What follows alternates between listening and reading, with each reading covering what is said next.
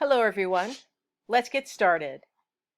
Today we're going to be talking about the acellular microbes, both the viruses and the prions.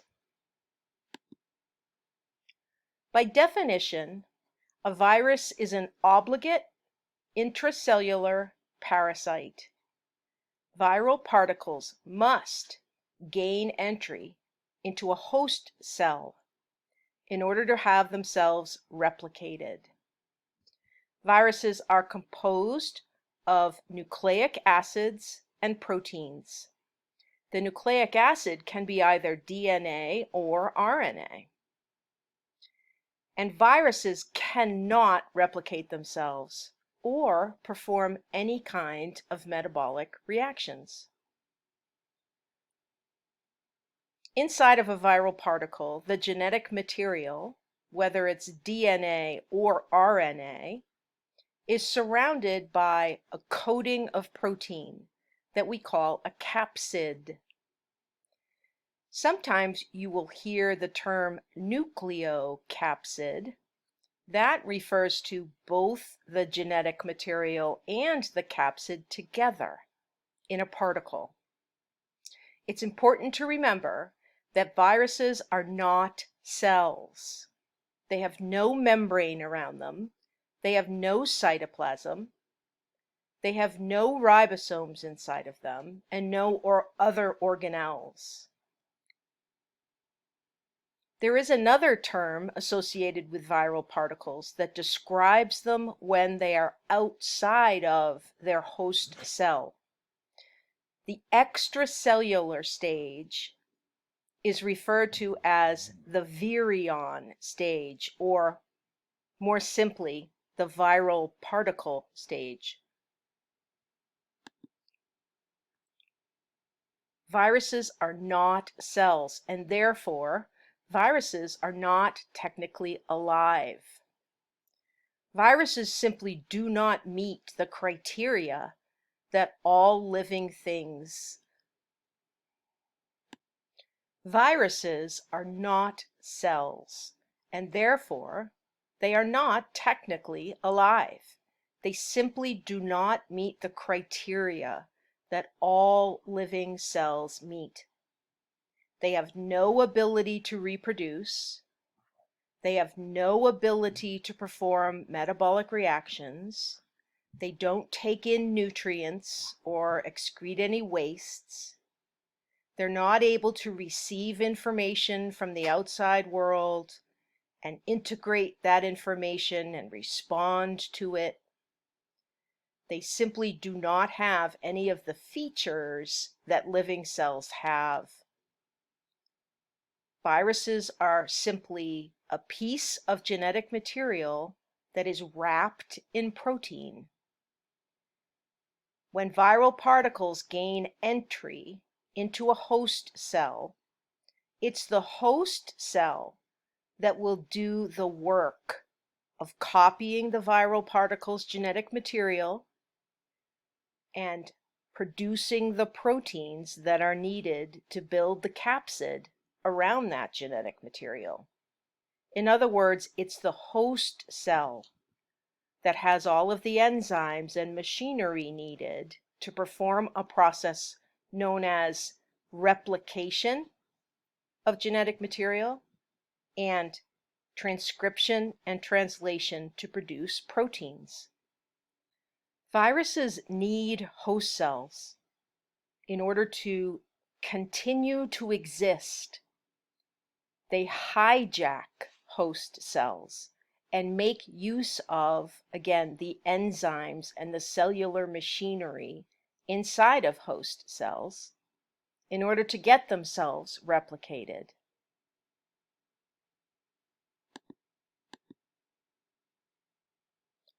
On this slide, you're looking at the three domains of living things that are found on planet Earth: the bacteria, the archaea, and the eukarya, or eukaryota. When we arrange the domains in this form, in something that looks like a tree, we refer to it as a phylogeny, or a phylogenetic tree, and it represents the evolutionary history of these three domains. Remember, the base of the trunk of the tree represents the universal common ancestor, that very first living thing that appeared on planet Earth. We then follow that trunk up to where it branches. There was an event here that allowed the organisms that were to evolve into the bacteria to head off in their own direction along their own path of evolution. In fact, it was the bacteria that evolved first, followed then later on by the archaea, and then later still the eukarya. You'll notice viruses are not present in this image. And again, that's because viruses are not living things. It's interesting, though, to think that viruses do have genetic material inside of them. And so it is possible to evaluate the sequence of the bases in that genetic material and put together a phylogeny of sorts for the viruses. One of the most interesting parts of the viral phylogeny is that it's unsolved in terms of the timing of when viruses first appeared on the planet. There are some scientists who believe that the viruses evolved after the bacteria evolved, and there are other scientists who believe that the viruses evolved first. We simply don't know, and that's because of this problem of the fact that viral particles are simply not living things.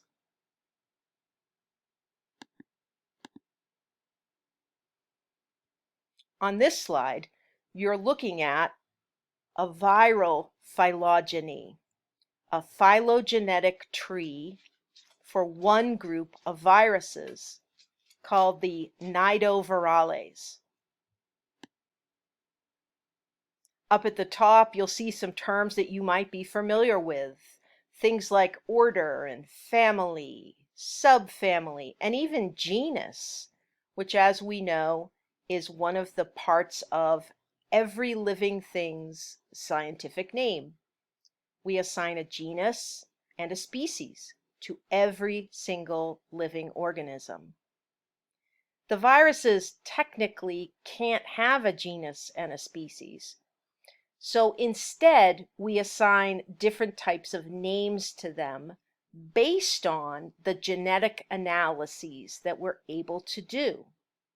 You'll notice that in this particular group of viruses, this nidovirales group, we can break that group down into 4 subgroups, including one called the Coronaviridae. I chose this phylogeny for us to look at because the Coronaviridae, as you probably can guess, gives rise to the virus that is currently causing this global pandemic that we're living through. Coronaviridae can be broken down into 2 subgroups. Those subgroups can be broken down further. And ultimately, a subgroup called the beta coronaviruses is where we saw the emergence of the original SARS virus, a similar virus called MERS, and of course the current virus that we're dealing with, SARS-CoV-2. Remember, the only reason we're able to construct this diagram is because viral particles do contain genetic material.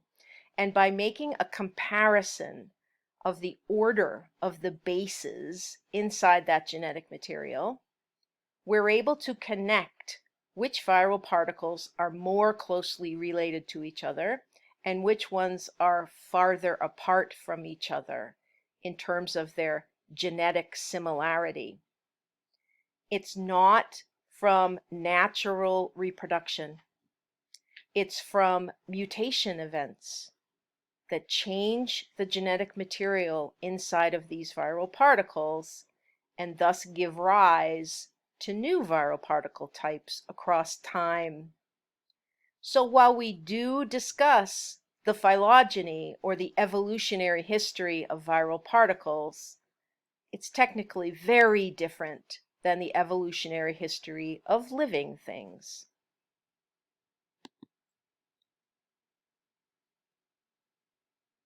So let's take a minute now and talk about what we refer to as the central dogma of biology. The central dogma, or the central truth of all biology, is the truth of how information flows within a living cell. In other words, how is it that genetic material inside a cell, and of course, in a cell, it's DNA, how that genetic material gives that cell its particular characteristics or traits. From the blueprint of that DNA molecule, how do we end up with that final product of a cell or an organism? There are three statements inside the central dogma of biology, and these are three statements that we should know. The first statement says that DNA is used to make RNA in a process called transcription. The second statement tells us that RNA is then used to make protein in a process called translation. And finally, it's proteins that give a cell its traits. Cells sometimes come together and create multicellular organisms. So we're not just talking about physical or structural traits of living things, we're also talking about their physiology, their behavioral traits, all of it, all of the traits or characteristics that make one living thing different from another. It all begins with the DNA molecule.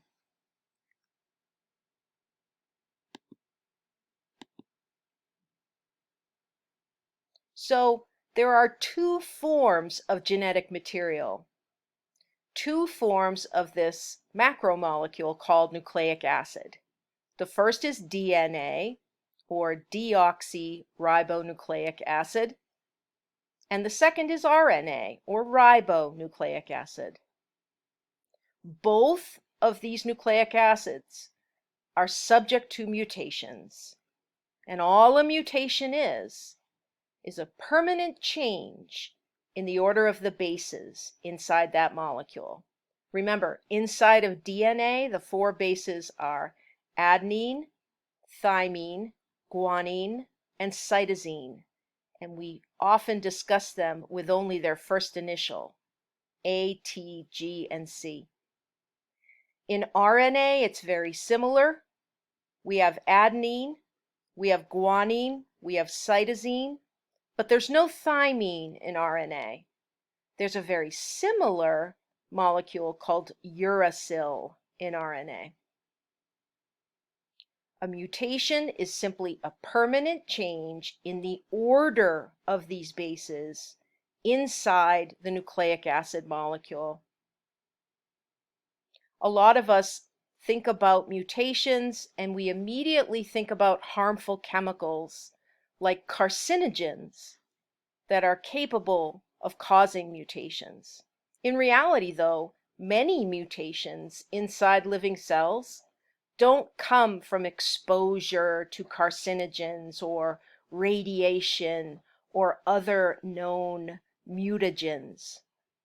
Instead, many mutations are created simply through error when that nucleic acid gets replicated or copied. Remember, every time a living cell goes through the process of cell division, every single thing inside that living cell has to be copied so that when the cell divides, each of the new cells, called daughter cells, has an exact copy of everything that was inside the parent cell. That includes the DNA molecule. The DNA molecule has to be completely copied so that each daughter cell gets her own copy. It's that process of replication that sometimes goes wrong. Biological systems are not perfect, and the enzyme that performs the work of DNA replication, an enzyme called DNA polymerase, that enzyme makes mistakes sometimes, and it puts the wrong base into the DNA molecule, creating a mutation. So many mutations are simply errors. They're simply mistakes in that copying process. Mutation is a natural event across time, and we have to remember that, especially when we think about viral particles. DNA is the genetic material of living things. It's the DNA molecule that contains the code that will be used to build the proteins that will give that living cell or living organism its traits. Inside of a cell, DNA exists as a double-stranded molecule, and those two strands are going to twist around each other, creating the double helix. Viruses are a little bit different. Viruses use both DNA and RNA as their base genetic material. And inside of a viral particle, you can find DNA and RNA as either single-stranded or double-stranded molecules. Very different from what you find inside a living cell.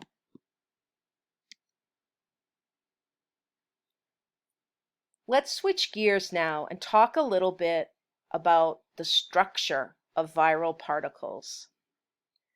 One of the first ways that we describe a viral particle is whether or not it is naked or enveloped. A naked virus, like the name suggests, consists of a piece of genetic material, either DNA or RNA, and a surrounding coat of protein, again called a capsid. Many, if not most, of the plant viruses are naked viruses. Most bacterial viruses are also naked viruses. Enveloped viruses are a little bit different. Enveloped viruses also have that genetic material surrounded by a protein capsid, but outside there is a layer of membrane called envelope surrounding everything else. Now, the envelope that you find around an enveloped virus is not of viral origin. What happens is, as the host cell replicates the viral particle will then exit the host cell through the membrane and take a little bit of the membrane with it. It's very similar to the process of exocytosis that you see inside eukaryotic cells. As the viral particle comes out of the host cell, it simply gets wrapped in a piece of the host cell's membrane, and it keeps that wrapping, that envelope, afterwards. Most of the animal viruses are enveloped viruses. Now, many viruses are also covered in projections of protein that are referred to as spikes.